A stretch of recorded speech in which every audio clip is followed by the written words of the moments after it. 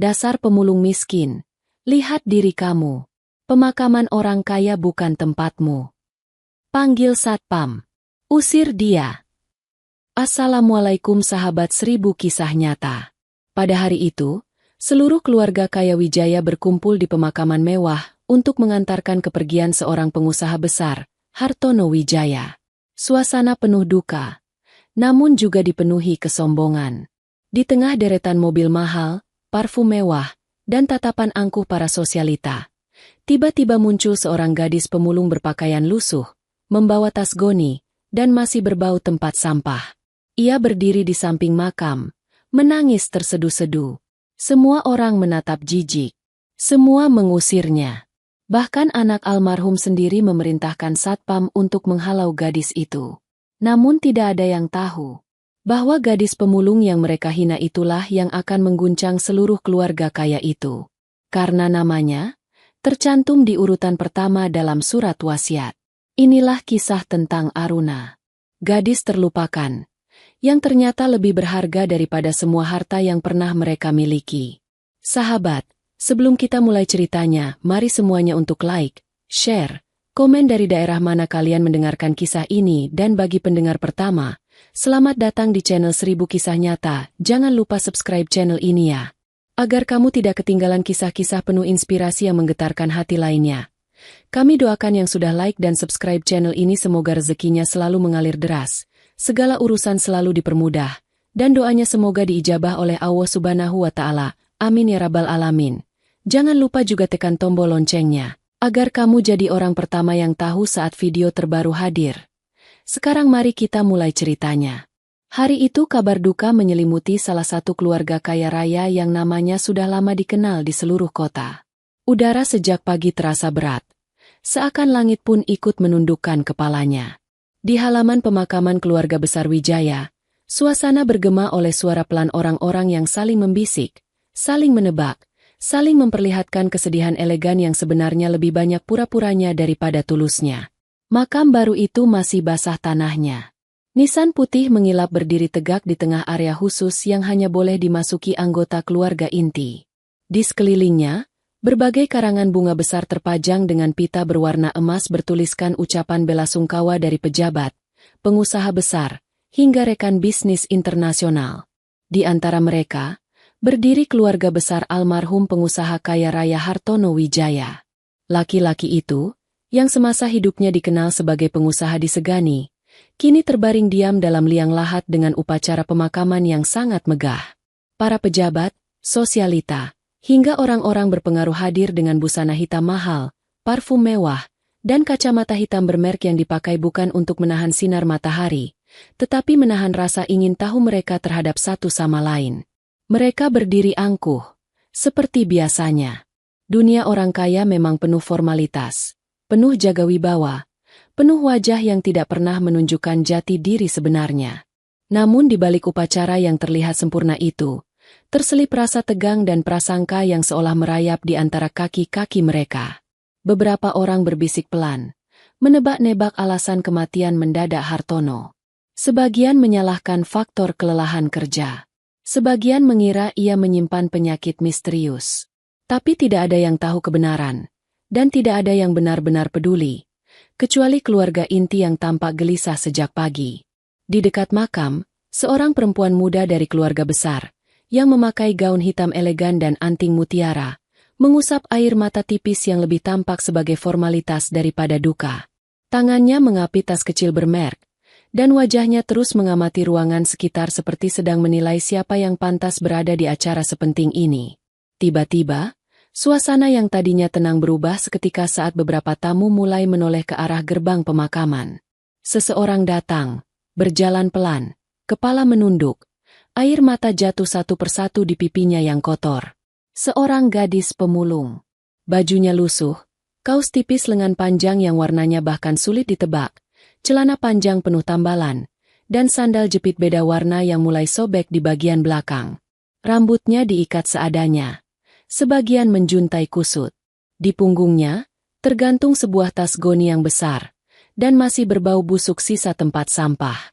Semua orang langsung memandang dengan tatapan terkejut, kemudian jijik, kemudian marah. Bisik-bisik mulai terdengar. Siapa itu?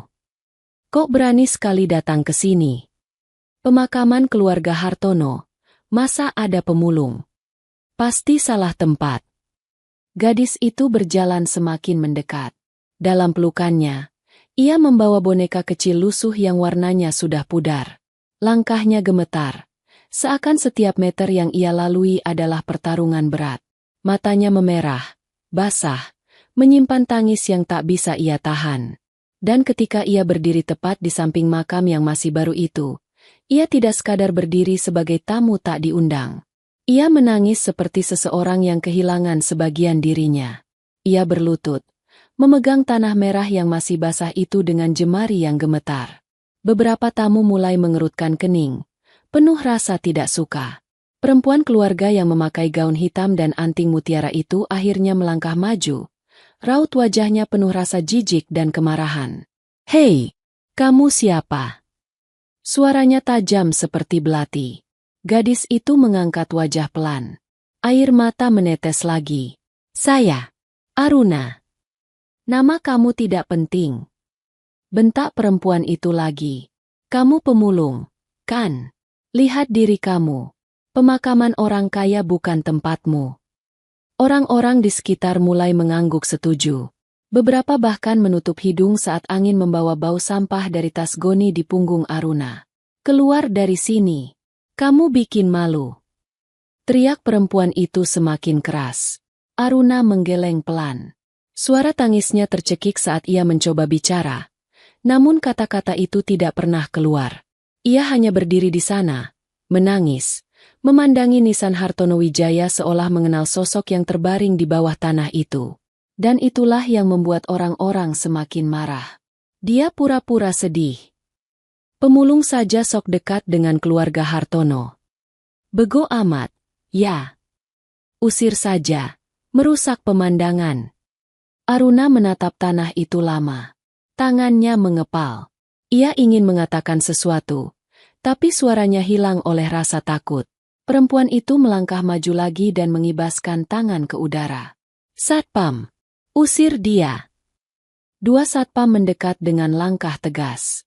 Mereka melihat Aruna dari ujung kaki sampai ujung rambut, lalu memegang lengannya dengan kasar. Namun sebelum mereka benar-benar menariknya keluar, seseorang dari arah sisi makam menoleh. Pria itu berdiri tegap. Wajahnya pucat namun berwibawa. Rahangnya mengeras. Matanya merah menahan duka. Dia adalah Raka Wijaya, anak kandung satu-satunya Hartono. Semua orang langsung diam ketika melihat Raka menoleh. Raka memandang Aruna lama, sangat lama. Ia menatap gadis lusuh itu seperti sedang mencoba mengingat sesuatu. Ada ketegangan aneh di wajahnya yang tidak dipahami oleh siapapun di tempat itu. Namun pada akhirnya, Raka mengeraskan wajahnya. Ia menunjuk Aruna dengan dingin. "Usir dia sekarang." Ucapnya tanpa emosi. "Ini bukan tempat untuk orang asing." Satpam mengangguk cepat. Mereka menarik lengan Aruna dengan lebih keras. "Keluar!" Hardik salah satu satpam. Aruna tersentak. Hampir jatuh. Boneka kecil di tangannya hampir terlepas. Ia merengkuh boneka itu kembali. Dan dengan suara yang hampir tidak terdengar, ia berbisik pelan. "Tidak, jangan." Namun suaranya terkubur oleh langkah para tamu kaya raya yang tidak pernah menoleh dua kali pada seorang gadis pemulung. Aruna akhirnya didorong hingga keluar dari area pemakaman, berdiri di balik pagar besi tinggi. Ia tidak melawan. Ia hanya menangis seperti seseorang yang baru kehilangan sesuatu yang tak bisa kembali. Dari balik pagar itu, ia tetap memandangi makam Hartono yang perlahan ditinggalkan keluarga besar. Ia tidak pergi. Ia tetap berdiri. Dengan tas goni di punggung, dengan boneka kecil di tangan, dengan air mata yang tak berhenti jatuh. Dan semua orang di dalam pemakaman tidak pernah tahu bahwa gadis yang mereka usir itu akan membuat seluruh keluarga Wijaya bertekuk lutut. Setelah pemakaman berakhir dan tanah merah pada makam Hartono Wijaya diratakan, para tamu mulai satu persatu meninggalkan area pemakaman. Para pejabat naik ke mobil mewah mereka. Sosialita kembali merapikan gaun mahal sambil mengutip salam bela sungkawa palsu, dan keluarga besar berjalan bersama menuju gedung kecil yang berada tidak jauh dari lokasi pemakaman. Gedung itu adalah ruang pertemuan keluarga, tempat setiap dokumen penting dibacakan secara resmi. Di pintu masuk gedung itu, berdiri papan bertuliskan, "Ruang pembacaan surat wasiat. Keluarga besar harap hadir." Sementara itu, di luar pagar pemakaman, Aruna kembali berjalan pelan mendekati makam yang barusan ditinggalkan. Air matanya belum juga berhenti. Tanah merah itu masih lembab, dingin, dan belum sepenuhnya mengering. Di bawah tanah itu, pria yang ia panggil dalam tangisnya, kini benar-benar telah pergi. Setelah semua orang menjauh, hanya angin sore yang menyentuh pipinya yang basah. Aruna bersimpuh di depan makam itu, meletakkan boneka lusuhnya di atas tanah seolah boneka itu bisa menyampaikan kata-kata yang tak sanggup ia ucapkan. "Maaf, Ayah," bisiknya lirih. Suaranya pecah. "Aku terlambat lagi." Ia tidak benar-benar tahu kenapa ia meminta maaf, namun hatinya seakan tahu ada sesuatu yang terlewat. Ada sesuatu yang ingin ia kejar namun tidak pernah sampai. Tangannya menyentuh nisan dingin itu, lalu meremas pinggirannya, menahan rasa sakit yang mencengkram dadanya. Aruna tidak tahu bahwa saat ia menangis sendiri di sana, di rumah kecil yang tak pernah ia lihat, nama dirinya sedang menciptakan badai besar yang bahkan belum pernah ia bayangkan. Sementara itu di dalam gedung pertemuan, keluarga besar Wijaya telah duduk rapi di kursi-kursi empuk yang disusun melingkar. Ruangan itu luas, berlantai marmer, dindingnya dihiasi foto keluarga dan prestasi perusahaan. Lampu kristal menggantung di atas, memantulkan cahaya lembut yang tidak bisa menenangkan hati siapapun di ruangan itu. Semua wajah tegang. Sebagian berharap mendapat bagian warisan besar. Sebagian lagi saling menatap penuh kecurigaan. Harta keluarga Wijaya bukan sekadar triliunan, melainkan kerajaan bisnis yang berdiri lebih dari 40 tahun. Di meja depan, berdiri seorang pria berusia sekitar 60 tahun. Rambutnya putih rapi, kacamatanya tipis, dan map coklat tebal berada di tangannya. Dialah notaris keluarga, orang yang dipercaya mengurus segala dokumen warisan. Notaris itu membersihkan tenggorokannya perlahan, bersiap membuka map surat wasiat. Semua orang mulai dingin. Wajah mereka menegang. Napas ditahan. Namun, sebelum notaris sempat membuka lembar pertama, pintu ruangan tiba-tiba diketuk keras dari luar. Tok, tok, tok. Semua orang saling menatap. Ketukan itu terdengar seperti gangguan yang tidak pada tempatnya. Notaris menoleh pada salah satu asistennya, meminta pintu dibuka. Saat pintu terbuka, seorang satpam masuk sedikit panik. "Pak, sebelum pembacaan wasiat dimulai, ada sesuatu yang harus saya sampaikan." Nada suaranya bergetar. Raka yang duduk di bangku depan mengernyit. "Ada apa?" Nada Raka dingin. Satpam itu menelan ludah. "Pak, tadi di pemakaman, ada seorang gadis pemulung. Dia kembali ke makam setelah semua pergi." Beberapa anggota keluarga mendengus. "Biarkan saja pemulung itu menangis. Bukan urusan kita." "Betul. Jangan sebut nama dia lagi." Notaris mengangkat tangan, menghentikan suara-suara itu. Dengan napas teratur, ia berkata, "Maaf, sebelum kita mulai pembacaan wasiat, gadis itu harus ada di sini." Ruangan langsung berubah hening. Semua kepala menoleh ke arah notaris dengan wajah terkejut dan marah. "Apa maksudnya?" teriak seorang paman. "Kenapa pemulung itu harus ada di sini?" bisik seorang bibi. "Jangan bilang dia termasuk keluarga." Ada yang tertawa sinis. Namun notaris tetap tenang.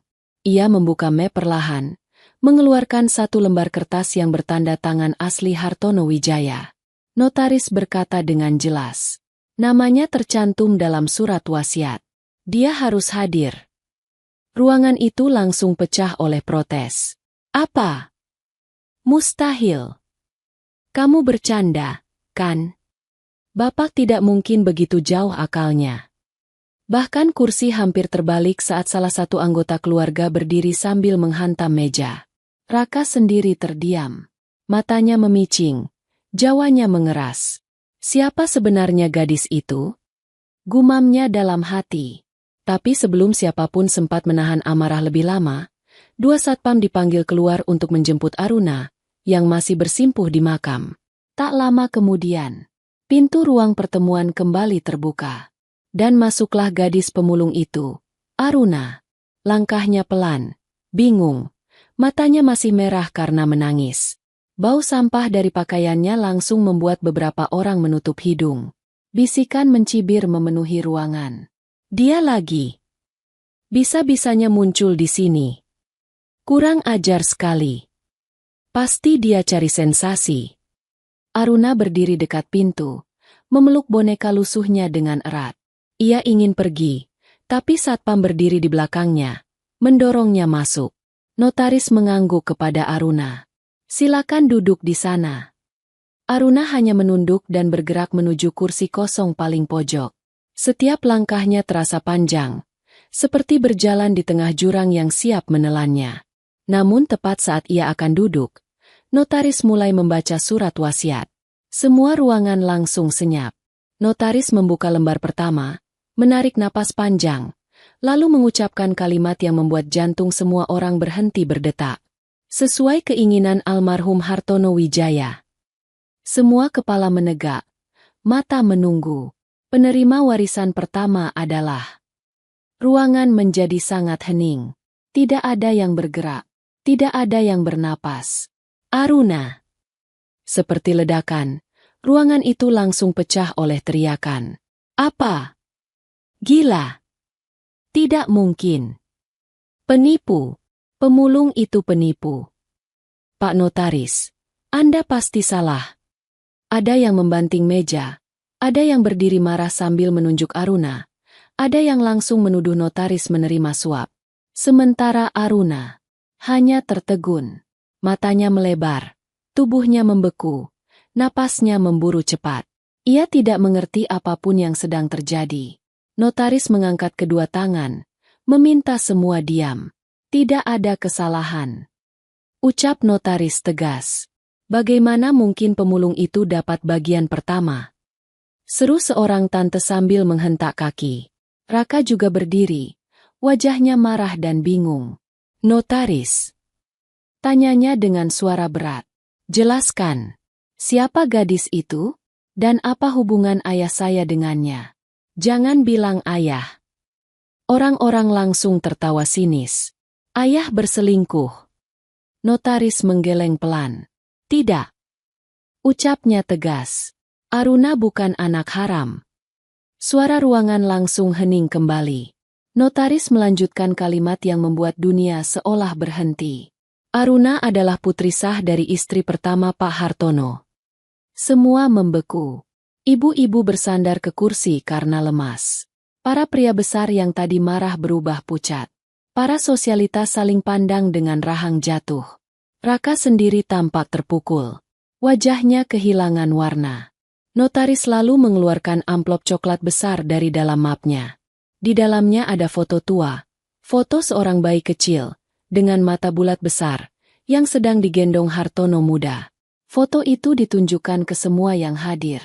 Beberapa orang menutup mulut karena terkejut. Ini foto Aruna saat masih bayi. Ucap notaris. Mustahil. Bisik salah satu keluarga. Bukankah istri sah Pak Hartono ada di sini?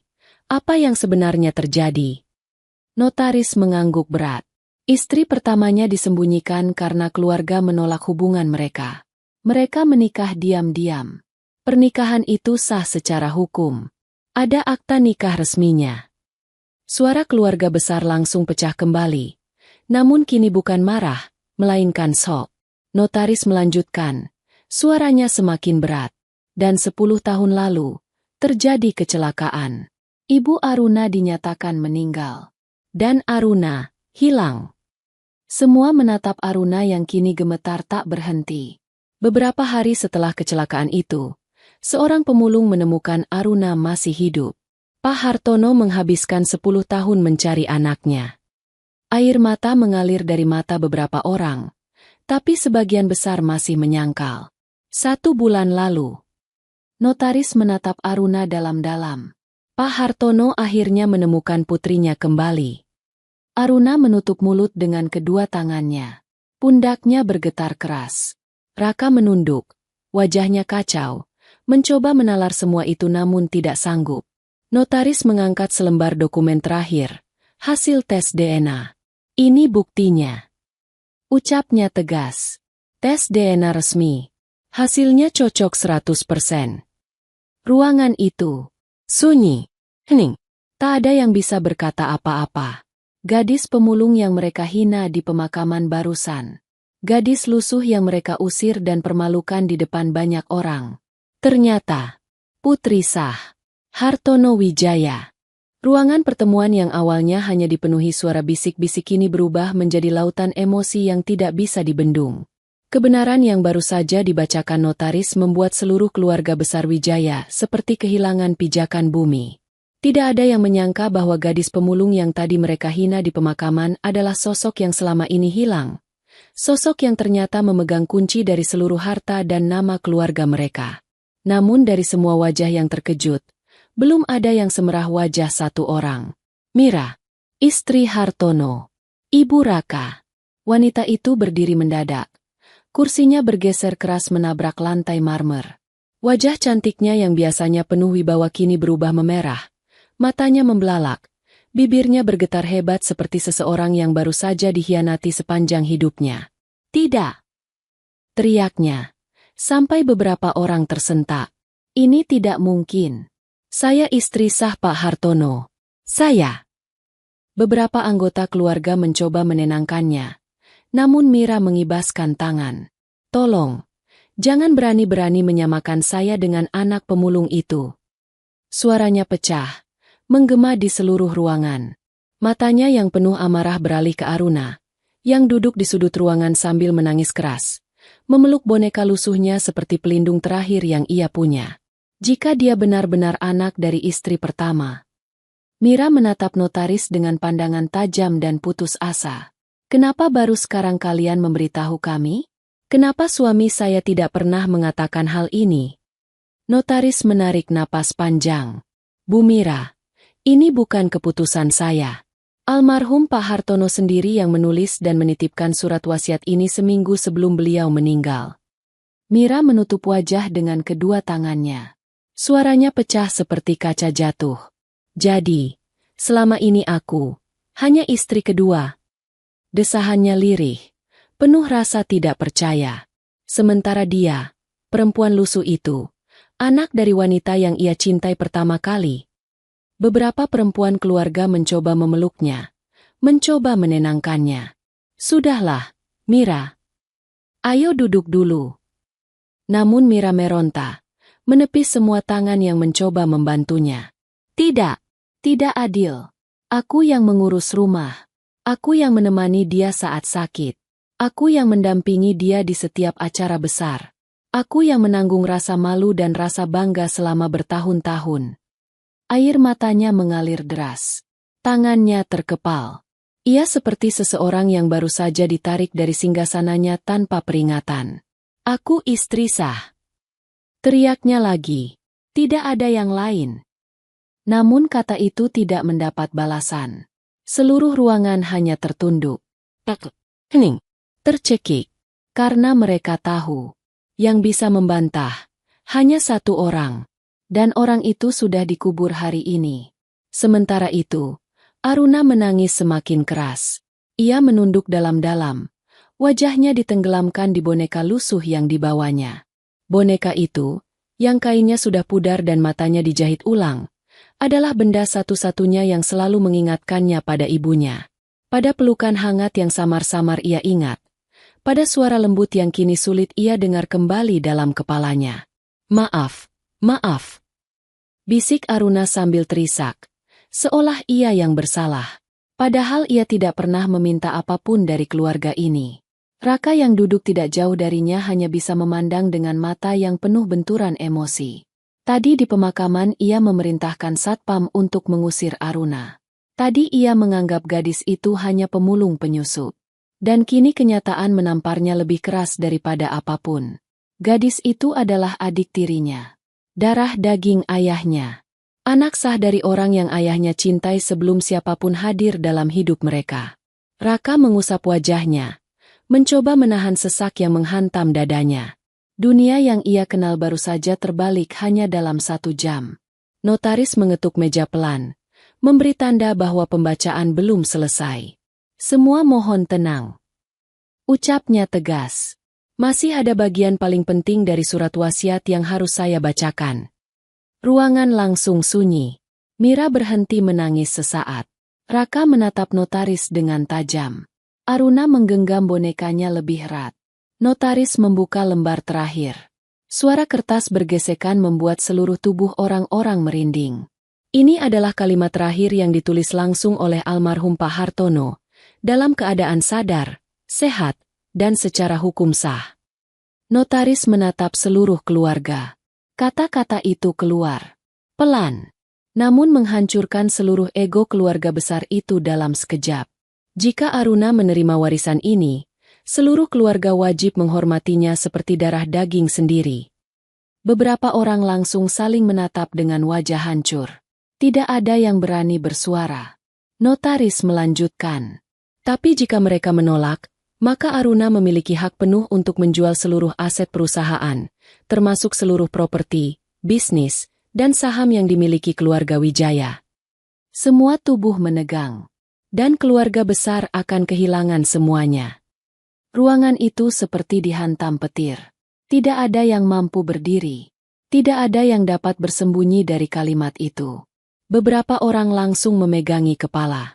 Ada yang duduk jatuh karena lututnya lemas. Ada yang menahan tangis karena ketakutan memikirkan nasib mereka. Mira membeku, memegang dadanya seperti tercekik. Tidak. Bisiknya pelan, hampir tidak terdengar. Tidak mungkin, dia memberi semua ini pada anak itu. Tidak mungkin. Notaris menutup map perlahan. Itu adalah keputusan almarhum. Tidak bisa diubah. Seolah itu belum cukup untuk menghancurkan seluruh keluarga. Notaris kemudian menambahkan kalimat terakhir. Dan mulai hari ini, Aruna akan tinggal di rumah besar keluarga Wijaya, seperti yang diminta oleh almarhum. Aruna terkejut keras. Matanya melebar. Tangannya gemetar. Ia bahkan tidak bisa membayangkan tinggal di rumah besar yang bahkan tidak pernah ia lihat dindingnya dari dekat. Mira langsung berteriak. Tidak, dia tidak boleh tinggal di rumah itu. Itu rumahku. Namun tidak ada seorang pun yang menjawab. Tidak ada yang menghadang keputusan itu. Tidak ada yang berani melawan surat wasiat yang telah ditandatangani Hartono sendiri. Di tengah ruangan yang kacau, dalam keheningan yang mematikan, hanya satu fakta yang tersisa. Keluarga besar tidak punya pilihan. Mereka harus menerima Aruna. Atau mereka kehilangan segalanya. Dan untuk pertama kalinya dalam hidup mereka, mereka semua terdiam. Tak berkutik. Tak mampu melawan takdir yang telah dituliskan oleh Hartono. Sebelum ia pergi selamanya. Rumah besar keluarga Wijaya berdiri seperti istana di atas bukit, mengawasi seluruh kota dari kejauhan. Pilar-pilar tinggi, jendela kaca besar, lampu gantung kristal yang berkilau, dan halaman luas yang biasanya dipenuhi tawa para tamu kelas atas. Namun malam itu, rumah besar itu justru terasa sunyi dan dingin. Seolah seluruh bangunan itu ikut menolak kehadiran seorang gadis yang baru pertama kali menginjakan kaki di sana. Gadis itu adalah Aruna. Setelah pembacaan surat wasiat, ia dibawa dengan mobil keluarga menuju rumah besar yang hanya pernah ia lihat dari kejauhan. Di sepanjang perjalanan, Aruna memeluk boneka lusuhnya erat-erat. Seperti benda itu satu-satunya hal yang membuatnya tidak goyah. Saat memasuki rumah, Aruna langsung disambut tatapan tajam dari beberapa pembantu dan keluarga besar yang masih berkumpul. Walaupun mereka tidak berani melawan isi surat wasiat, namun tatapan mereka sudah cukup menjelaskan satu hal. Aruna tidak diinginkan di sana. Begitu kakinya melewati ambang pintu, seorang tante berdiri sambil melipat tangan. Lihat, bahkan bau sampahnya terbawa sampai sini. Ucapnya dengan suara lantang. Beberapa sepupu jauh yang berdiri dekat tangga tertawa kecil, menutup hidung dengan tisu. Benar-benar memalukan. Bisik salah satunya. Aku tidak mengerti apa yang dipikirkan Pak Hartono sebelum meninggal. Tega sekali memasukkan orang seperti ini ke rumah. Aruna menunduk, menahan napas agar tidak menangis. Rumah besar ini begitu megah, namun rasanya seperti penjara yang dipenuhi tatapan yang menusuk. Setiap langkahnya terasa berat. Yang paling menusuk hati Aruna bukan besarnya rumah, melainkan kecilnya hatinya sendiri yang merasa tidak pantas berada di tempat seperti itu. Namun ia ingat pesan ayahnya sebulan lalu, dan itu membuatnya tetap bertahan malam itu, meskipun hatinya remuk. Hari-hari berikutnya semakin sulit. Setiap pagi ia bangun dengan jantung yang tertekan oleh ketidaknyamanan. Para pembantu melayani dirinya karena perintah notaris, namun mereka melakukannya setengah hati. Mereka sering saling berbisik saat Aruna lewat. Dia anak pemulung itu kan? Tidak cocok tinggal di rumah begini. Ini rumah keluarga besar, bukan tempat amal. Para sepupu jauh memperhatikannya dari jauh sambil tersenyum sinis. Ada yang mengabaikannya, ada yang pura-pura tidak melihat, ada juga yang sengaja menjatuhkan barang agar Aruna melihat dan mereka bisa tertawa. Namun Aruna diam saja. Ia tidak membalas, tidak melawan, tidak mengadu. Setiap malam ia hanya duduk di kamar yang disiapkan untuknya, memeluk boneka lusuh itu dan menatap langit kota dari jendela besar. Satu-satunya suara yang membuatnya merasa tenang hanyalah suara angin. Hanya ada satu orang di rumah itu yang tidak mengejeknya. Raka. Raka jarang bicara padanya. Ia tidak menatap lama, tidak mencari perhatian. Bahkan sering menjaga jarak karena ia sendiri masih bingung menerima kenyataan bahwa Aruna adalah adik tirinya. Namun Aruna merasakan sesuatu yang berbeda dari Raka. Tidak ada penghinaan. Tidak ada tatapan merendahkan. Tidak ada rasa jijik seperti anggota keluarga yang lain. Raka selalu melewatinya dengan wajah datar, namun tidak pernah berusaha menyakitinya. Dan bagi Aruna, itu saja sudah cukup membuatnya merasa sedikit aman. Malam itu, ketika angin dari taman belakang masuk melalui jendela koridor, Aruna keluar dari kamarnya. Ia menunduk, berjalan pelan di lorong panjang rumah besar, berusaha tidak membuat suara. Di ujung lorong, ia melihat sosok Raka duduk sendirian di kursi dekat jendela. Lampu kecil di sampingnya menyala redup. Di tangannya ada secangkir kopi yang sudah tinggal setengah. Raka menatap keluar jendela. Wajahnya terlihat lelah. Banyak hal yang terjadi dalam hidupnya hanya dalam satu hari. Terlalu banyak, bahkan untuk seseorang yang kuat seperti dirinya. Aruna ragu awalnya. Namun akhirnya ia berjalan mendekat. Langkahnya pelan, takut mengganggu. Raka menoleh sedikit. Tidak bisa tidur. Tanyanya datar, tanpa menoleh penuh. Aruna mengangguk kecil. Maaf, kalau mengganggu. Tidak. Raka menggeleng, menatap kembali ke jendela. Kamu tidak mengganggu. Hening beberapa detik. Angin malam masuk membawa aroma bunga dari taman belakang. Kemudian Raka berkata lagi, lebih pelan. Duduk saja. Aruna duduk perlahan di kursi seberang, masih memeluk bonekanya. Lampu redup membuat wajah Aruna tampak semakin pucat. Bayangan matanya terlihat jelas. Raka memperhatikan boneka itu. Kamu selalu bawa itu. Aruna mengangguk. Boneka ini milik ibu. Raka menahan napas sejenak. Kemudian, tanpa perlu Raka meminta, Aruna mulai berbicara. Suara itu pelan, bergetar, seperti seseorang yang sudah terlalu lama menyimpan beban. Aku ingat waktu kecil. Ucap Aruna. Raka menoleh sedikit. Mendengarkan. Aku jarang sekali bertemu ayah. Kadang, hanya 2 kali seminggu. Ibu sering bilang beliau sibuk. Dulu aku percaya itu. Aruna menatap jari-jarinya yang saling meremas. Tapi, saat aku umur 10 tahun, ada seseorang datang ke rumah. Perempuan. Wajahnya tegang. Suaranya keras. Raka diam. Dalam benaknya, kalimat itu langsung membuat sesuatu terasa janggal. Aruna melanjutkan. Perempuan itu bilang pada ibu bahwa ibu adalah selingkuhan ayah. Dia marah. Sangat marah. Ibu menangis waktu itu. Dan aku hanya memeluk kaki ibu karena aku tidak mengerti apa-apa. Mata Aruna mulai berkaca-kaca. Tangan kecilnya mengusap pipi boneka lusuh di pangkuannya. Hari itu, ibu mengajakku pergi belanja. Aku pikir ibu ingin menenangkan diri. Tapi, saat kami pulang, Aruna menutup mata. Napasnya bergetar. Kami mengalami kecelakaan. Raka menegakkan badan. Dadanya mulai terasa sesak. Aruna membuka matanya perlahan. Itu saja yang aku ingat. Setelah itu, semuanya gelap.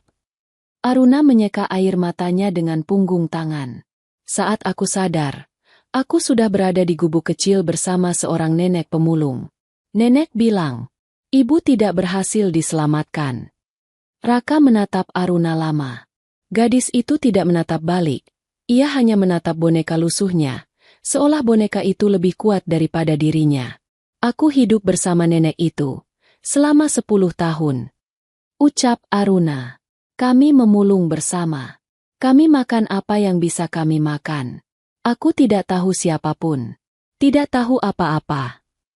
Ia menelan ludah. Suaranya pecah. Sampai sebulan lalu, ayah menemukanku. Raka menutup mata. Ia tidak bisa membayangkan apa yang ayahnya rasakan saat akhirnya menemukan anak yang hilang selama 10 tahun. Aruna memeluk bonekanya lebih erat. Ayah memintaku tinggal bersama beliau. Tapi aku menolak. Aku ingin menemani nenek dulu. Ayah bilang itu tidak apa-apa. Aruna mulai menangis. Tapi, baru sebulan aku merasakan punya ayah kembali. Ayah pergi juga. Raka berdiri. Ia berjalan pelan ke arah Aruna.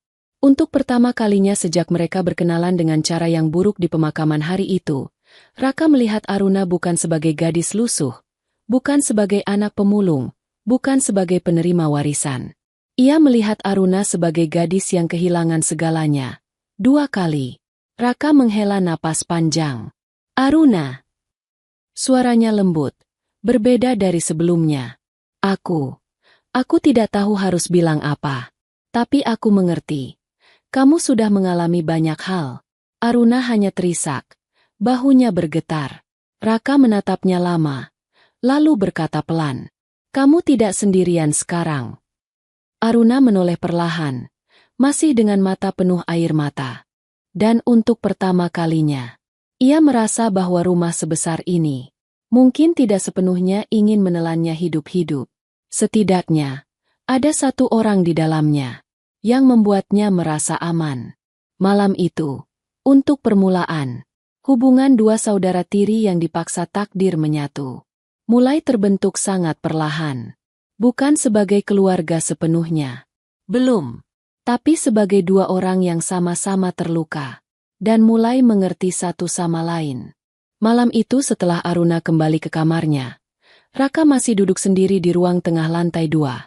Lampu temaram dari lampu dinding menyinari wajahnya yang penuh kebingungan. Kata-kata Aruna tak henti berputar di dalam kepalanya. Seorang perempuan datang ke rumah Aruna dan ibunya. Mengatakan bahwa ibu Aruna adalah selingkuhan. Mengacaukan segalanya. Dan, kecelakaan terjadi tak lama setelahnya. Raka mengusap wajahnya pelan. Ada yang tidak beres. Gumamnya. Jika Aruna benar, maka sebelum kecelakaan itu terjadi, ada seseorang yang datang mengancam ibunya. Dan orang itu perempuan. Tapi Aruna tidak bisa mengingat wajahnya. Semua samar oleh trauma masa kecil dan kepalanya yang terbentur saat kecelakaan. Raka menggenggam kedua tangannya. Ia masih sulit menerima bahwa Aruna adalah adik tirinya. Terlalu cepat. Terlalu banyak yang terjadi dalam waktu singkat. Namun ada sesuatu yang menggigit pikirannya, memaksa logikanya bekerja. Jika benar ada perempuan yang marah pada ibu Aruna waktu itu, siapa dia? Satu nama melintas di kepalanya. Nama yang sama sekali tidak ia inginkan muncul. Mira, ibunya sendiri. Namun ia segera menggeleng keras. Ibunya tidak mungkin melakukan itu. Tidak mungkin. Tapi Raka menatap kosong ke arah lantai. Apa ibu sudah tahu sejak dulu bahwa ayah punya istri pertama? Namun Raka menggeleng setelah mengingat sikap ibu saat pembacaan wasiat waktu itu. Sepertinya ibu tak tahu. Namun jika bukan ibu, siapa?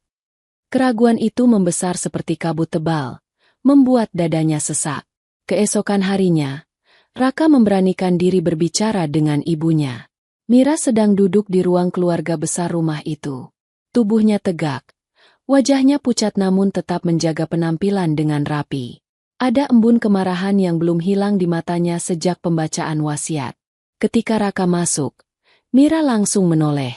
"Kamu mau bicara apa?" Suaranya ketus. Raka menarik kursi dan duduk perlahan. "Ibu, aku cuma ingin bilang, Aruna tidak bersalah." Nada suara Mira langsung melonjak. "Tidak bersalah? Dia mengacaukan seluruh hidup kita." Mira menepuk meja dengan keras. "Dia mengambil warisan ayahmu, mengambil rumah kita, mengambil kedudukan yang seharusnya milikmu." "Bu, itu kehendak ayah," jawab Raka dengan suara rendah namun tegas. "Kita tidak bisa menyalahkan Aruna." "Tentu saja bisa," bentak Mira cepat. "Kalau dia tidak muncul, semuanya berjalan normal." Raka terdiam. Ia ingin mengatakan hal yang lebih penting.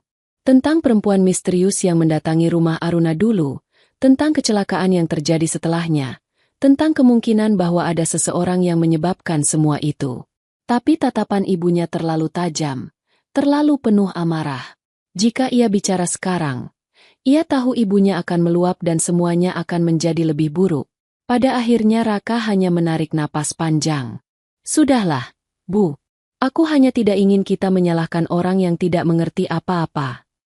Mira melipat tangan, menatap Raka dengan tatapan penuh kepahitan. "Aku tidak mau dengar nama pemulung itu lagi. Jika bukan demi surat wasiat, aku tidak akan pernah membiarkannya tinggal di rumah ini." Ucapan itu membuat Raka memejamkan mata sesaat. Ia tidak akan mendapatkan apapun dari ibunya saat itu.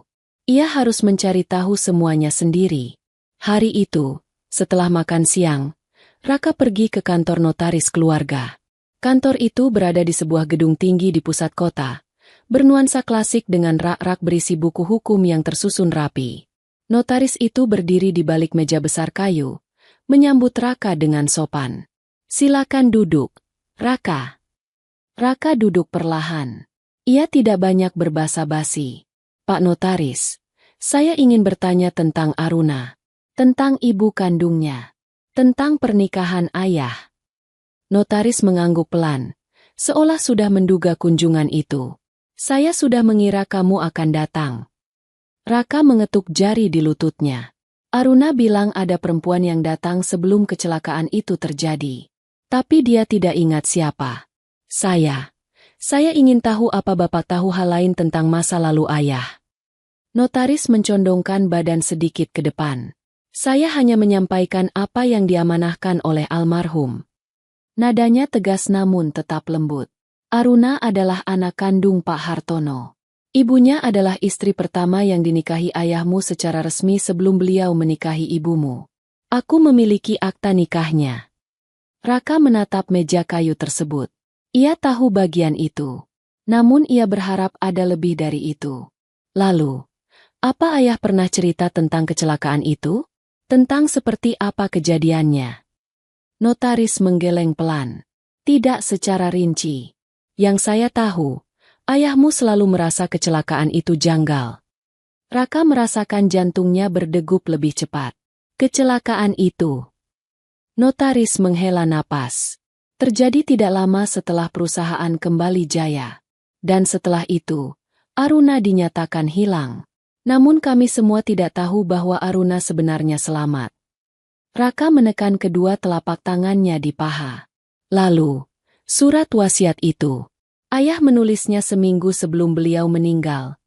Tanyanya dengan suara yang terdengar sangat hati-hati. Notaris mengangguk. "Benar. Beliau datang ke kantor saya dalam keadaan sehat, sadar, dan tidak menunjukkan gejala sakit apapun. Beliau berkata, 'Saya merasa waktu saya tidak lama lagi.'" Kata-kata itu membuat Raka membeku. "Merasa waktu tidak lama lagi?" Ulang Raka pelan. "Ya, lanjut notaris.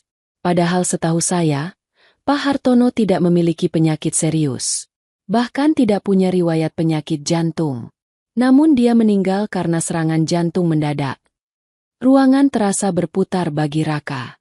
Ia mengingat hari pemakaman. Mengingat ekspresi bingung dokter keluarga.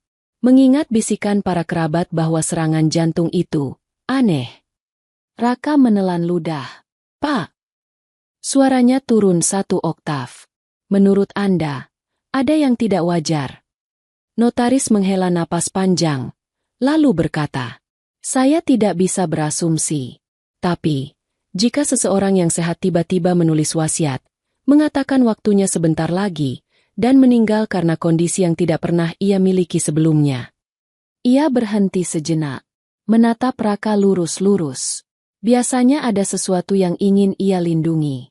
Atau ada sesuatu yang ia takutkan. Raka menutup wajahnya dengan tangan. Kata-kata itu menghantamnya seperti palu besar. Ayahnya tahu sesuatu. Ayahnya takut sesuatu. Dan ayahnya menyiapkan perlindungan terakhir kepada Aruna melalui surat wasiat itu. Perlindungan dari apa? Atau dari siapa? Raka berdiri perlahan. Terima kasih, Pak. Notaris mengangguk. Kalau kamu butuh apapun, datanglah kembali. Saya yakin ayahmu ingin kamu tahu kebenaran. Raka keluar dari kantor itu dengan dada yang terasa semakin berat. Jalanan kota yang ramai pun terasa asing baginya.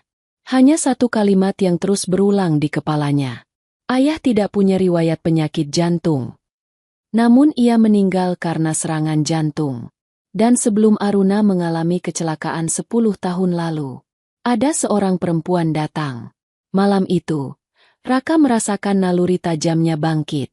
Naluri yang menuntunnya pada satu hal. Ada yang tidak beres. Dan ia harus mencari kebenaran itu sendiri. Malam sudah larut ketika Raka pulang dari kantor notaris. Lampu-lampu taman rumah besar menyala redup. Bayangannya memantul panjang di dinding marmer. Rumah itu seakan menahan napas. Seperti menyimpan rahasia yang tidak mau dibuka. Raka melangkah masuk dengan langkah berat. Ia tidak langsung kembali ke kamarnya. Sebaliknya, ia berbelok menuju sayap rumah yang diberikan kepada Aruna. Di sepanjang koridor, lampu dinding memancarkan cahaya kuning lembut. Namun di mata Raka, semuanya justru terasa gelap. Ia sampai di depan pintu kamar Aruna. Pintu itu sedikit terbuka. Dan terlihat cahaya kecil dari lampu tidur yang temaram. Aruna duduk di lantai, punggung bersandar pada tempat tidur, memeluk boneka lusuhnya seperti biasa. Wajahnya tampak lelah, matanya sembab. Sejak ia tinggal di rumah besar ini, malam-malamnya dipenuhi kecemasan. Saat melihat Raka, ia langsung menegakkan duduknya. Kak Raka. Suaranya pelan, takut salah menyebut. Raka duduk pelan di lantai, di depan Aruna. Ia meletakkan kedua tangan di lutut. Pandangannya serius.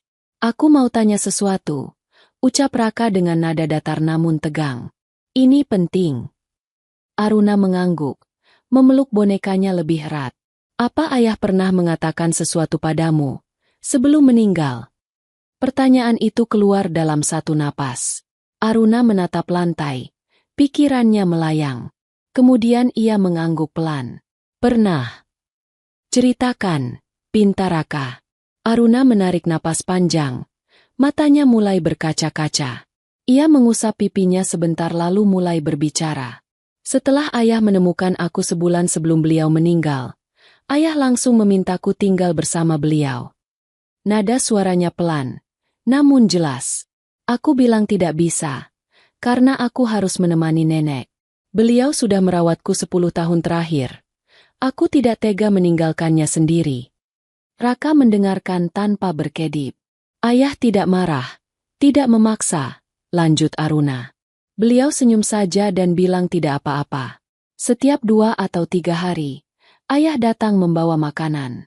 Kadang beliau bawa obat untuk nenek. Kadang bawa baju untuk aku. Aruna tersenyum kecil, tapi senyumnya getir dan sakit. Itu bulan paling membahagiakan dalam hidupku. Kak. Air matanya jatuh.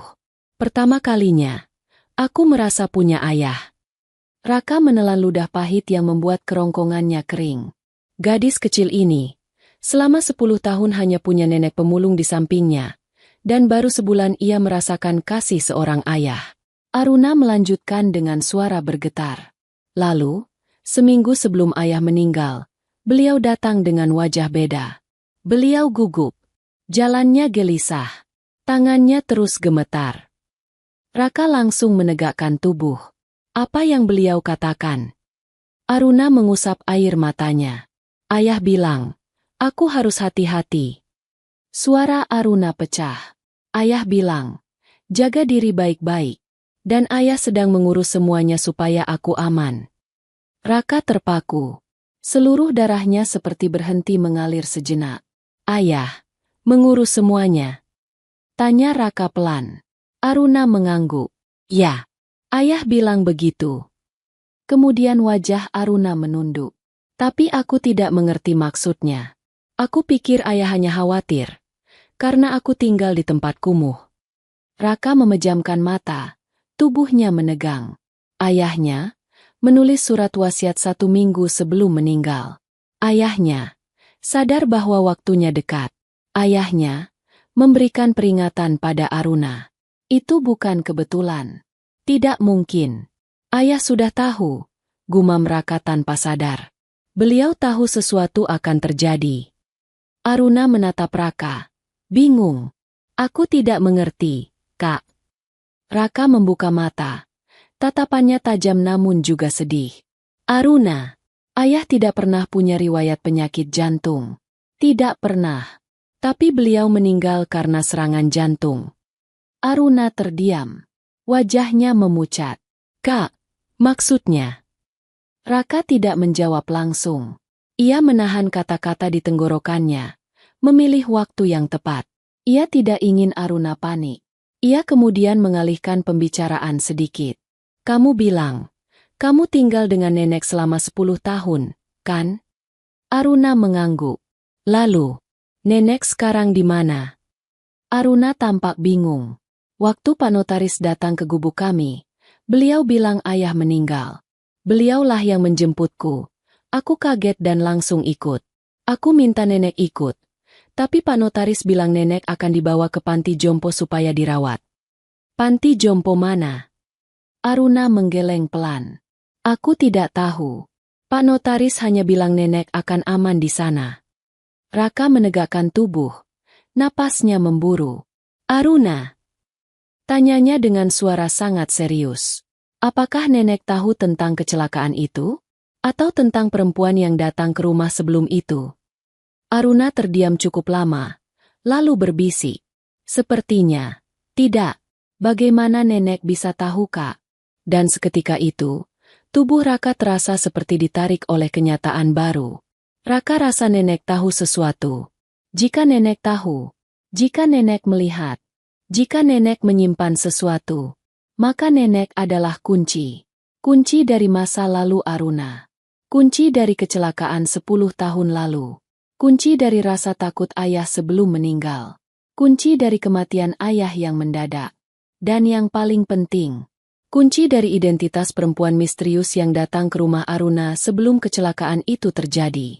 Raka berdiri perlahan. Tubuhnya tegang. Matanya kini tidak lagi ragu. Kita harus temukan nenek itu. Aku rasa nenek tahu sesuatu. Ucap Raka tegas. Aruna tersentak. Sekarang? Tanyanya panik. Raka mengangguk. Dia adalah satu-satunya orang yang bisa memberikan jawaban. Dan aku yakin, sesuatu terjadi pada ayah. Ayah tahu sesuatu. Dan ayah memberi peringatan padamu karena beliau ingin melindungimu. Aruna menggenggam boneka lusuhnya erat-erat. Seluruh tubuhnya gemetar. Tapi, kita harus bagaimana, Kak? Raka menatapnya dalam-dalam. Kita mulai dari panti jompo itu. Kita cari nenek. Kita cari tahu semuanya. Aruna mengangguk pelan, walaupun wajahnya ketakutan. Namun di balik rasa takut itu, ada secercah harapan. Harapan bahwa masa lalunya yang selama ini gelap, akhirnya akan mendapatkan cahaya. Dan malam itu, dalam rumah besar yang dingin dan penuh prasangka, Untuk pertama kalinya, dua saudara tiri yang berbeda dunia itu menentukan langkah mereka bersama. Mereka tidak tahu bahwa perjalanan itu akan membuka luka yang jauh lebih dalam dan kebenaran yang lebih mengerikan daripada yang pernah mereka bayangkan. Pagi itu langit di atas kota tampak pucat, seolah matahari enggan bersinar terang. Raka berdiri di depan sebuah bangunan sederhana berwarna krem dengan tulisan Panti Jompo Melati Senja. Setelah tadi malam dia bertanya pada Pak Notaris. Tidak seperti rumah besar keluarga Wijaya yang megah, tempat ini tampak biasa saja, tenang, bersih, namun penuh kesunyian yang membuat hati terasa berat. Aruna berdiri di samping Raka, memeluk boneka lusuhnya erat. Jari-jari kecilnya bergetar. Ia belum pernah mengunjungi tempat ini sejak hari itu, saat notaris menjemputnya dan memutuskan bahwa nenek pemulung yang membesarkannya akan dirawat di sini. Raka menatap papan nama panti itu. Napasnya panjang dan berat. "Siap?" tanyanya pelan, tanpa memaksa. Aruna mengangguk kecil. "Ya, Kak." Mereka melangkah masuk. Aroma antiseptik bercampur wewangian herbal menyambut mereka. Ruangan dalamnya dipenuhi beberapa lansia yang duduk di kursi roda, sebagian mendengarkan radio, sebagian lagi tidur di kursi santai sambil menggenggam selimut tebal. Seorang suster menghampiri mereka. "Selamat pagi. Ada yang bisa saya bantu?" Raka menatapnya dengan sopan. "Kami ingin bertemu seseorang." Seorang nenek bernama Siti Maratun. Suster itu mengangguk, memeriksa daftar di papan klipnya.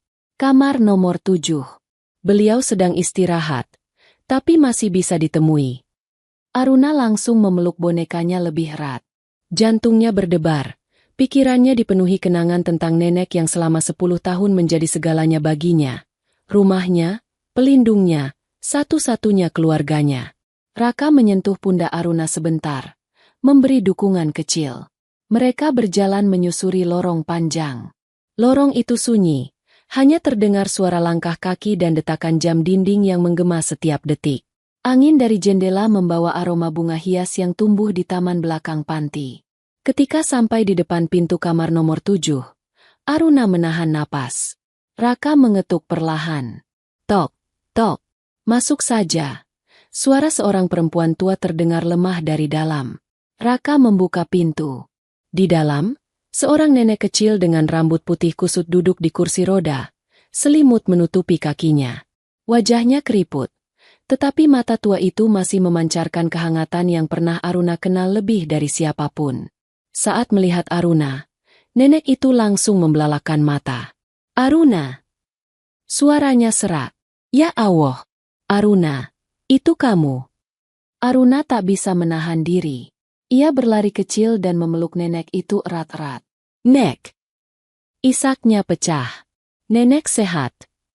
Nenek Siti memeluknya kembali dengan tangan gemetar. "Alhamdulillah, kamu datang, Nak. Nenek kira kamu tidak akan kembali." Aruna menangis lebih keras. Ia memeluk nenek itu seperti memeluk sebagian jiwanya yang pernah hilang. Raka berdiri di dekat mereka, menunduk hormat. "Selamat pagi, Nek," ucapnya lembut. "Saya Raka, anak dari Pak Hartono." Nenek Siti membatu seketika. Matanya melebar, bibirnya bergetar, tubuhnya seperti kehilangan kekuatan. "Anak Hartono." Suaranya pecah di udara, hampir seperti bisikan yang tertahan puluhan tahun. "Ya, Nek." Raka mendekat dan berlutut agar sejajar dengan nenek itu. "Ada banyak hal yang ingin saya tanyakan. Saya butuh kebenaran." Nenek itu menggeleng panik. "Tidak, aku tidak tahu apa-apa. Jangan tanya aku." Aruna memegang tangan nenek dengan lembut. "Nek, tidak apa-apa. Raka tidak akan menyakitimu. Kami hanya ingin tahu apa yang terjadi dulu." Nenek Siti menutup wajahnya dengan kedua tangan. Tubuhnya bergetar. Aku takut." Suaranya lirih. Raka menyentuh tangan nenek itu dengan lembut. "Nek, apapun yang nenek katakan, kami tidak akan membahayakan nenek. Saya hanya ingin tahu bagaimana kecelakaan itu bisa terjadi, dan kenapa ayah saya begitu takut sebelum meninggal." Mendengar itu, Nenek Siti menatap Raka dalam-dalam. Air mata mulai menggenang di matanya yang sudah keruh. Akhirnya ia bicara dengan suara gemetar. Aruna, dibawa oleh Pak Notaris. Dia tidak bersamaku lagi. Raka mengangguk. Itu saya tahu, Nek. Tapi bukan itu yang ingin saya tanyakan. Nenek mengalihkan pandangan. Gugup. Raka merendahkan suaranya. Hati-hati. Nenek. Aruna bilang dulu, sebelum kecelakaan, ada perempuan datang ke rumah. Nenek langsung menghela napas tajam. Air matanya jatuh. Aruna tertegun. Raka menegang. Nenek Siti mencoba menahan tangis, namun tidak berhasil. Jangan tanya itu. Celotehnya lirih. Jangan bahas itu. Raka menatapnya tajam, tapi penuh empati. Nek, kami harus tahu. Ini bukan hanya tentang masa lalu Aruna. Ini tentang kebenaran.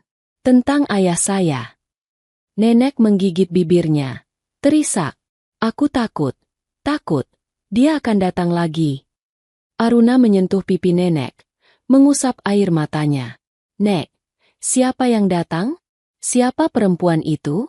Tolong. Aku ingin tahu. Nenek Siti menutup mata. Mengambil napas dalam-dalam. Dan akhirnya bicara. Suaranya lirih namun jelas. Ibumu, Raka. Raka membeku.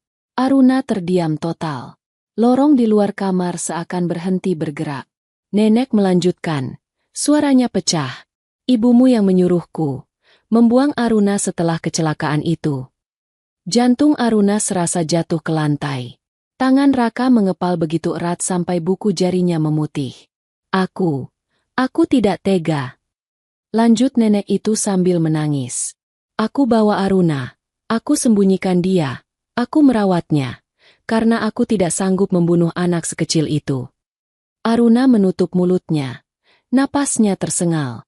Aku. Suara Aruna pecah. Aku. Dibuang. Nenek menangis dan mengangguk. Ya, nak, ibunya Raka datang ke rumah, memaki ibumu, dan setelah kecelakaan itu, dia datang padaku. Dia tahu kamu selamat, dan dia suruh aku membuangmu. Aruna menjerit tanpa suara. Tangisnya pecah begitu saja. Boneka lusuhnya jatuh ke lantai. Raka seperti kehabisan kata. Seluruh tubuhnya bergetar. Namun Nenek Siti tidak berhenti di situ. Ia menyeka air matanya dan berkata lirih. Sebulan lalu, ayahmu, Hartono, menemukan Aruna. Ia datang menemuiku. Ia berterima kasih karena aku menyelamatkan putrinya. Ia ingin memperbaiki semuanya. Nenek kembali menangis. Dan karena itulah. Ia menatap Raka dalam-dalam. Ibumu mulai panik. Raka menggenggam celana panjangnya begitu erat. Dadanya terasa seperti dipukul benda keras. Kak, suara Aruna sangat kecil. Berarti, ibumu, dia. Namun kalimat itu tidak perlu diselesaikan. Jawabannya sudah jelas. Malam itu, untuk pertama kalinya dalam hidupnya, Raka merasa bumi yang ia pijak benar-benar hilang. Ibunya, perempuan yang ia hormati, yang membesarkannya, yang selalu tampak lembut di depan semua orang, ternyata adalah orang yang menyebabkan seluruh tragedi dalam hidup Aruna. Dan mungkin, yang menyebabkan kematian ayahnya sendiri. Raka memejamkan mata, napasnya memburu, pikirannya kacau, dunia terasa terbalik. Nenek memegang tangan Aruna. Aku harus bilang ini, meski aku takut. Raka membuka mata. Menatap nenek penuh rasa sakit. Nenek melanjutkan dengan suara sangat lirih. Ayahmu tidak mati karena sakit. Napas Aruna tercekat. Dia mati karena seseorang memastikan dia tidak bicara. Dan kalimat itu menghantam seluruh ruangan seperti petir membelah langit. Langit sore di rumah besar keluarga Wijaya tampak muram, seakan menyesuaikan diri dengan badai yang akan meledak di dalamnya. Raka memarkir mobilnya di garasi tanpa suara. Namun langkahnya menuju pintu utama penuh getaran yang sulit dikendalikan. Pikirannya masih kacau setelah pertemuan dengan Nenek Siti. Tiap kata nenek itu berpijar seperti bara panas yang membakar dadanya. Ibumu menyuruhku membuang Aruna. Ibumu yang datang memaki ibu kandung Aruna. Ibumu membuat kecelakaan itu. Ayahmu tidak mati karena sakit.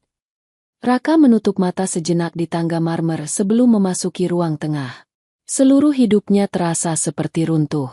Orang yang melahirkannya, yang membesarkannya, telah menghancurkan dua keluarga sekaligus. Dan ayahnya, mungkin mati di tangan istri yang seharusnya mencintainya.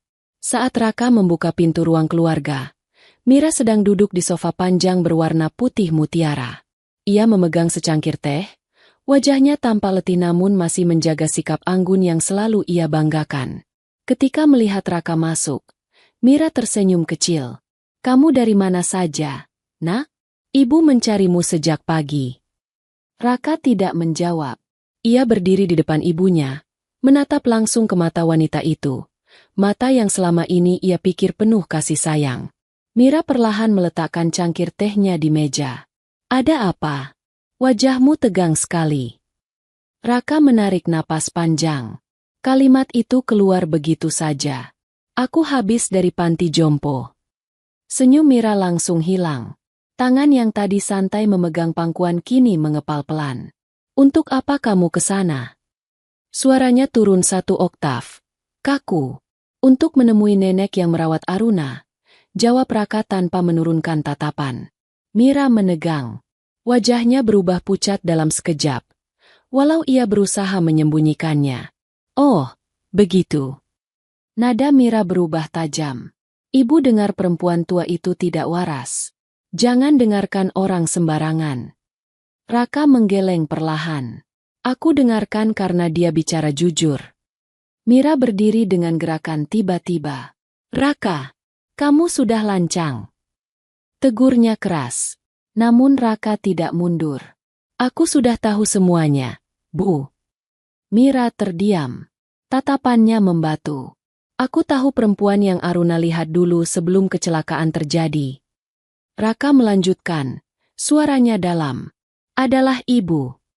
Mira membuka mulut, tapi tak ada suara yang keluar. "Dan aku tahu kecelakaan itu bukan murni kecelakaan." Raka menahan napas, menatap ibunya yang kini mulai gemetar. "Aruna selamat.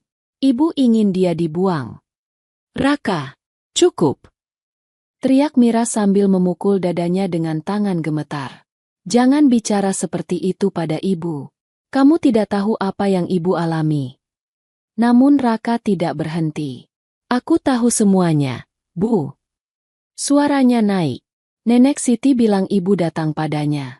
Ibu tahu Aruna hidup, tapi ibu menyuruhnya menghilangkan anak itu. Mira menutup wajahnya. Bahunya bergetar. "Ibu." Raka melembutkan suara, namun tetap penuh luka. "Kenapa?" Mira perlahan menurunkan tangannya. Matanya merah, bukan hanya karena marah, tapi karena luka yang ia simpan sendiri. "Ayahmu." Mira berbisik keras. Suaranya syarat rasa sakit. "Ayahmu telah menduakan ibu sejak awal." Raka menatap ibunya dengan ekspresi campuran antara marah dan tidak percaya. Ibu dinikahi dengan pernikahan keluarga. Pernikahan yang diatur. Mira menatap jauh ke dinding seperti memutar kembali masa lalu. Tapi ternyata, sebelum menikah dengan ibu, dia sudah menikahi perempuan lain secara diam-diam. Perempuan itu adalah Ibu Aruna. Raka merasakan dadanya dipukul ombak bertubi-tubi. Ibu tidak tahu selama bertahun-tahun, sampai hari itu. Mira tersenyum getir, penuh luka. Hari saat ayahmu mendatangi sebuah rumah, dan menatap cinta pada perempuan lain, dan seorang gadis kecil. Mira mengusap air matanya dengan kasar. Ibu dipermalukan. Ibu dihina. Ibu hanya istri kedua padahal ibu menikah sah. Keluarga besar menganggap ibu menyandang nama istri tapi sebenarnya, istri cadangan. Raka menggeleng pelan. Tapi itu bukan alasan untuk mencelakai orang, Bu. Mira menatap Raka. Kali ini dengan mata liar yang dipenuhi rasa sakit bertahun-tahun. "Kamu tidak tahu, Raka." Teriaknya pecah. Kamu tidak tahu bagaimana rasanya jadi istri yang bahkan sejak hari pertama pernikahan, sudah disembunyikan dari kebenaran. Air mata mengalir deras. Ayahmu telah membuat ibu hidup dalam kebohongan. Dan ketika ibu tahu dia menemukan Aruna lagi, Mira terhenti. Wajahnya berubah panik seolah rahasia yang lebih gelap baru saja tersingkap dari bayang-bayang. Raka maju satu langkah. Ibu. Napas Raka gemetar. Maksudnya apa? Saat ayah menemukan Aruna, Mira menatap Raka lama. Sangat lama. Hingga akhirnya semua pecah. Ibu takut ayah akan tinggalkan ibu. Teriak Mira sambil menangis histeris. Ibu takut ayah akan memilih anak dari istri pertamanya dan menyingkirkan kita. Raka menunduk. Air mata mulai mengalir. Bu, tidak seperti itu. Mira menggeleng cepat. Ibu melindungimu, Raka. Ia menunjuk dada putranya. Ibu lakukan semua ini untukmu, supaya kamu tidak kehilangan semuanya. Dengan membunuh ayah. Raka akhirnya mengucapkan kalimat itu. Suara pecah dan tak stabil.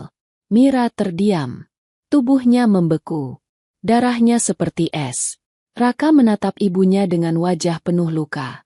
Benar, kan? Bisiknya lirih. Sebulan setelah ayah menemukan Aruna, ayah tiba-tiba meninggal. Padahal ayah sehat, tidak punya riwayat penyakit. Ibu takut ayah memihak Aruna. Ibu takut ayah meninggalkan kita. Tangan Mira gemetar hebat. Ia menutup mulutnya, tapi tangisnya tumpah.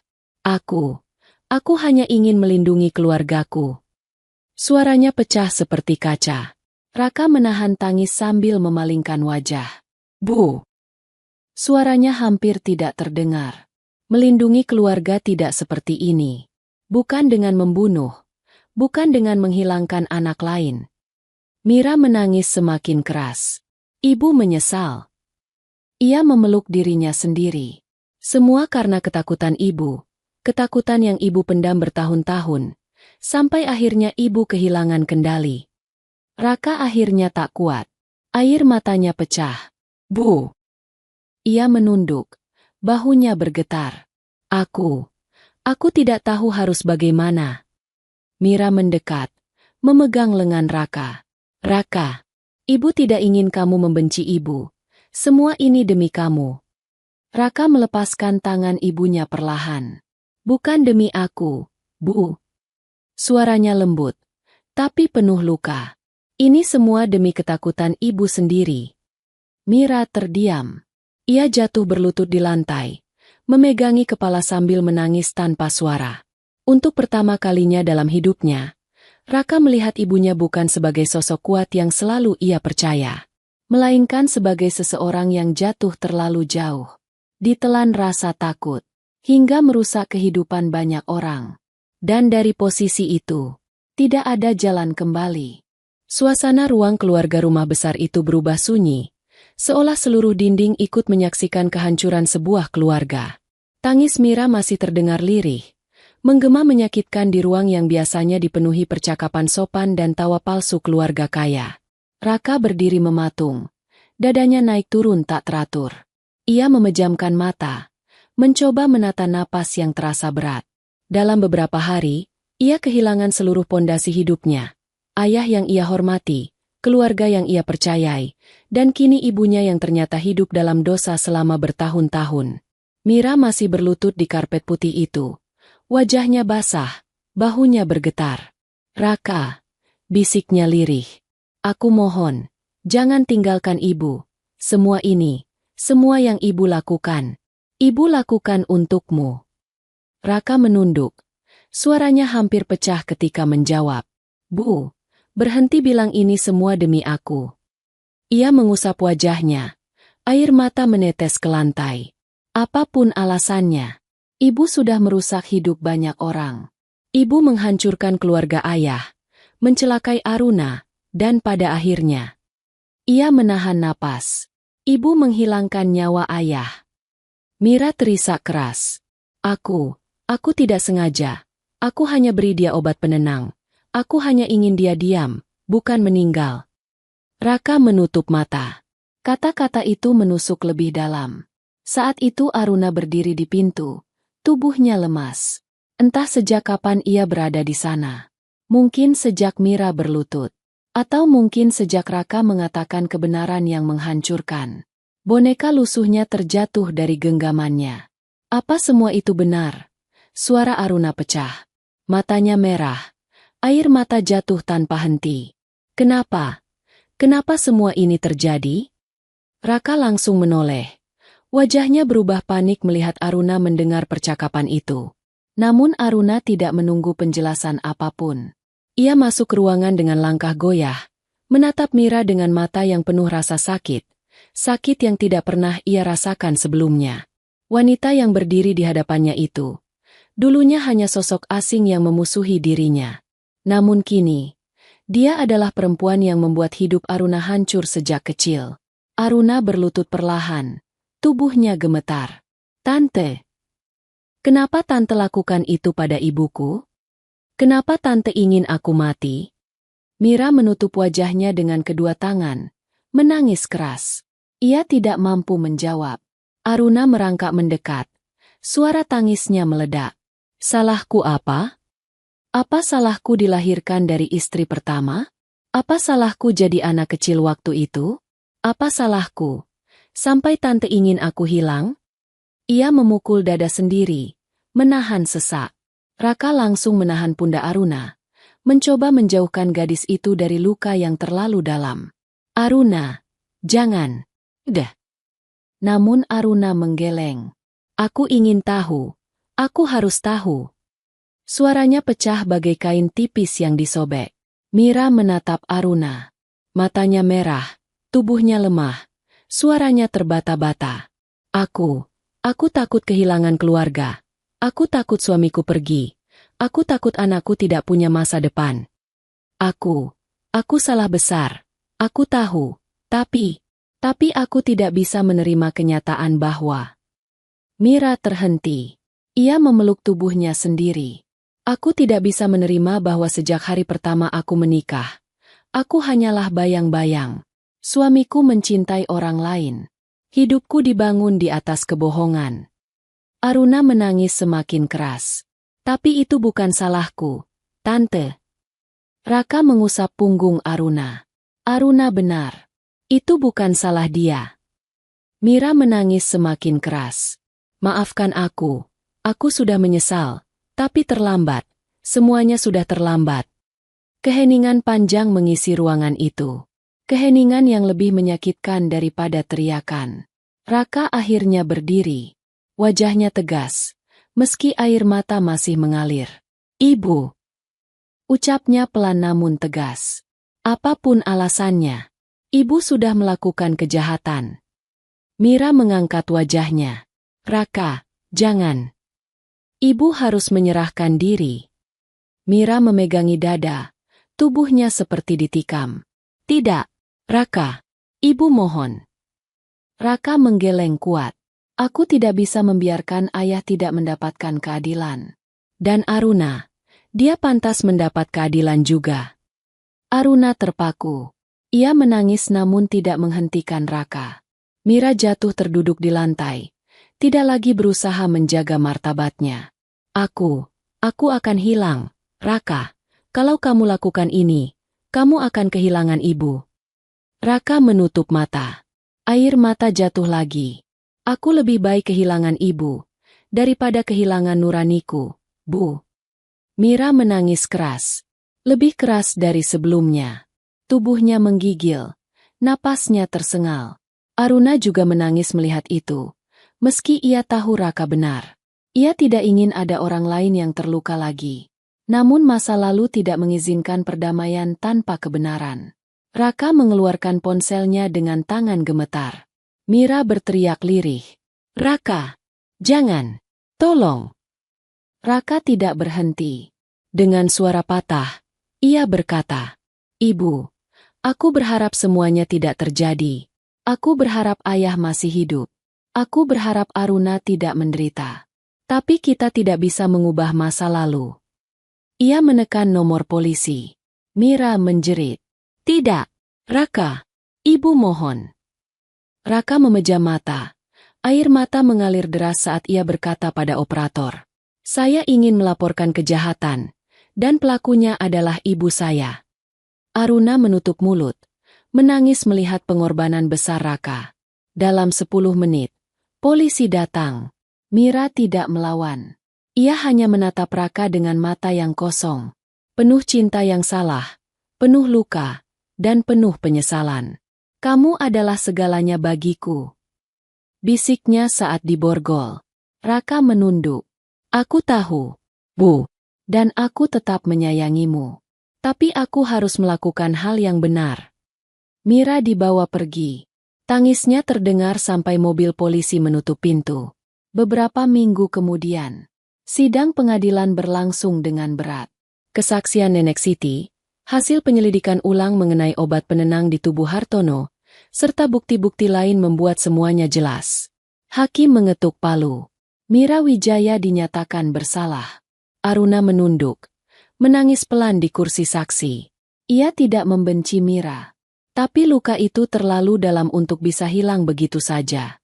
Raka berdiri di samping Aruna, menggenggam boneka lusuh itu. Bagaimanapun, hari itu menjadi titik balik hidup mereka. Hari ketika kebenaran akhirnya menang. Meski harganya sangat mahal. Beberapa hari setelah putusan pengadilan terhadap Mira, suasana rumah besar keluarga Wijaya berubah sepenuhnya. Tak ada lagi suara tawa palsu, tak ada lagi pesta keluarga, tak ada lagi langkah-langkah para sosialita yang biasanya merasa memiliki seluruh dunia. Kini rumah itu sunyi. Sunyi bukan hanya karena Mira tidak ada, tetapi karena setiap sudut rumah sedang menunggu sesuatu. Menunggu keputusan dari gadis pemulung yang dulu mereka hina. Di ruang pertemuan besar, meja panjang yang biasanya digunakan rapat direksi kini dipenuhi wajah-wajah tegang.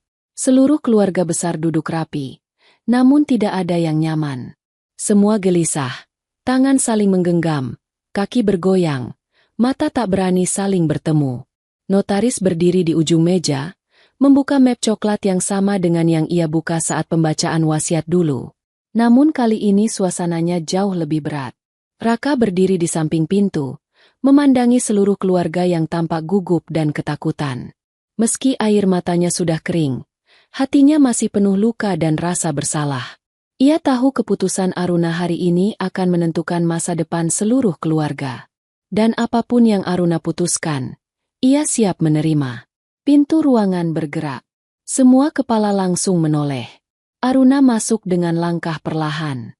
Tidak memakai pakaian mewah yang disiapkan keluarga. Tidak memakai perhiasan. Tidak memakai gaun mahal atau sepatu berkilau.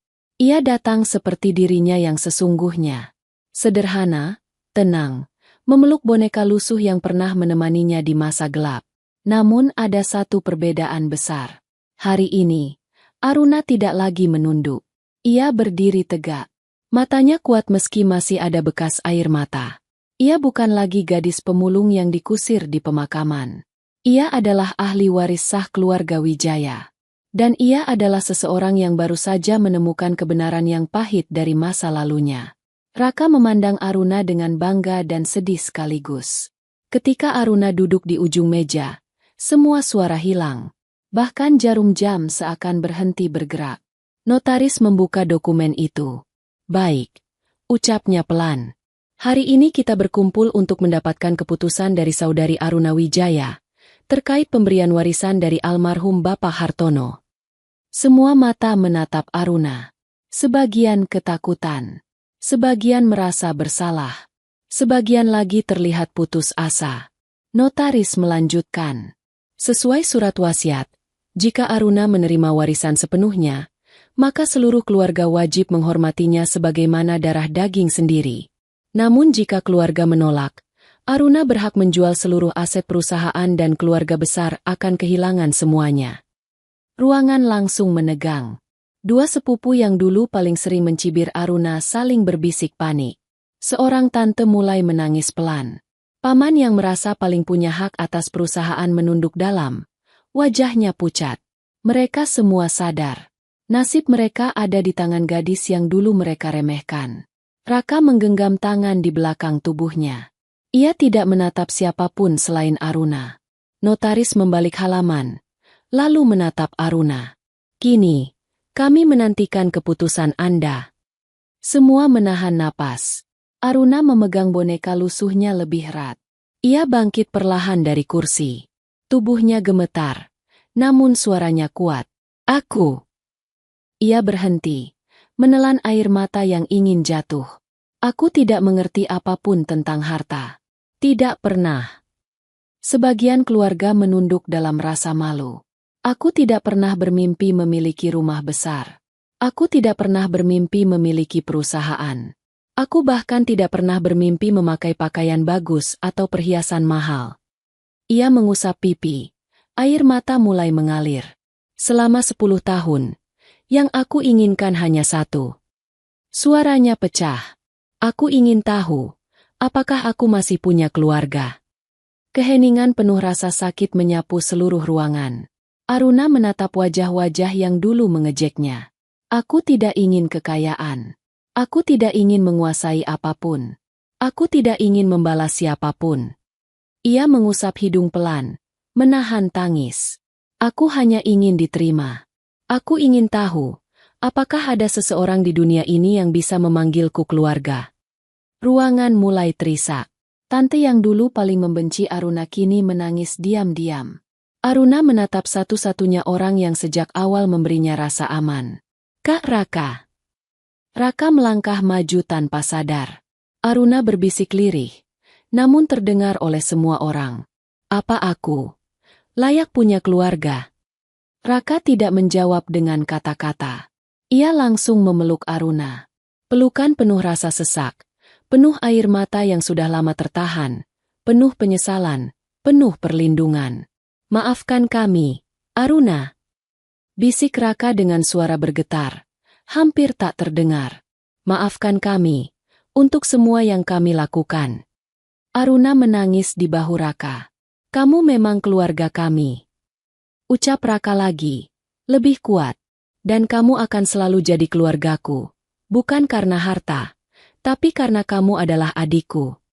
Tangis keluarga besar pecah. Bukan tangis gembira, tetapi tangis penyesalan yang terlambat. Notaris menunduk, menyeka kacamatanya. Aruna perlahan melepaskan pelukannya dan kembali berdiri. Ia menatap notaris. Saya menerima warisan itu. Ia berhenti sejenak, membuat semua orang panik. Tapi bukan untuk menguasai. Semua bingung. Saya akan tinggalkan rumah besar ini. Saya akan hidup sederhana, seperti saya biasanya hidup. Beberapa orang terkejut. Namun perusahaan dan aset ayah akan saya kelola dengan cara berbeda. Aruna menghela napas, memandang boneka lusuhnya. Saya ingin membuat yayasan sosial. Yayasan untuk anak-anak jalanan. Untuk anak-anak yang tidak punya rumah. Seperti saya dulu. Raka tersenyum bangga. Mata notaris berkaca-kaca. Aruna melanjutkan. Saya tidak ingin menghancurkan keluarga ayah saya. Saya hanya ingin memperbaiki apa yang bisa saya perbaiki. Ia menatap semua orang. Kalian tidak kehilangan apapun hari ini, kecuali kesempatan untuk menghina saya lagi. Beberapa keluarga menunduk karena malu. Aruna tersenyum kecil, masih dengan mata yang basah. Tapi saya mendapatkan keluarga saya kembali. Raka mendekat dan menggenggam bahu Aruna. Ruangan itu akhirnya terasa hangat untuk pertama kalinya sejak rumah besar itu dibangun. Dalam beberapa bulan, Aruna resmi menjadi direktur utama Yayasan Cahaya Aruna. Yayasan itu menampung ratusan anak jalanan di kota, memberikan sekolah gratis, makanan, dan tempat tinggal. Namanya menjadi simbol harapan, bukan kekayaan. Ia hidup sederhana, sama seperti dulu. Hanya kini ia tidak sendirian. Raka sering datang menengoknya, memastikan Aruna tidak kekurangan apapun. Keluarga besar mulai belajar menghormatinya tanpa paksaan. Dan masyarakat luas menjadikannya contoh bahwa kemiskinan bukan akhir sebuah cerita. Aruna melangkah melewati semua luka, semua masa lalu, dan semua kehancuran. Menjadi seseorang yang jauh lebih berharga daripada sekadar pewaris kekayaan. Ia menjadi cahaya. Cahaya yang dulu tidak pernah ia miliki. Namun kini ia berikan untuk banyak orang. Dan akhirnya, keluarga besar Wijaya belajar satu hal yang tidak akan pernah mereka lupakan.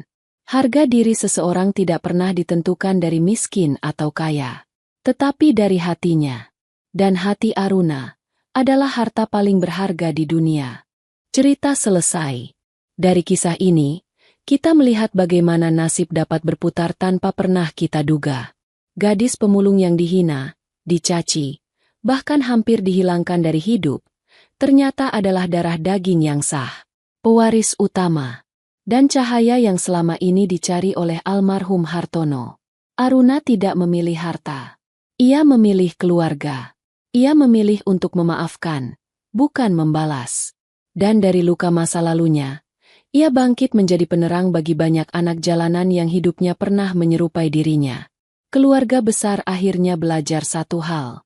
Harga diri seseorang tidak pernah ditentukan oleh kemiskinan atau kekayaan, tetapi oleh ketulusan hatinya. Dan Aruna adalah ketulusan itu sendiri.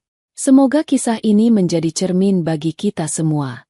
Sahabat 1000 Kisah Nyata, terima kasih sudah menonton sampai akhir. Sekian untuk cerita hari ini. Nantikan cerita-cerita menarik lainnya yang akan menggetarkan hati kalian.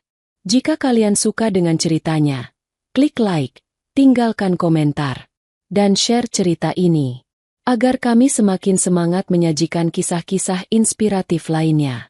Sampai jumpa di kisah berikutnya. Wassalamualaikum warahmatullahi wabarakatuh.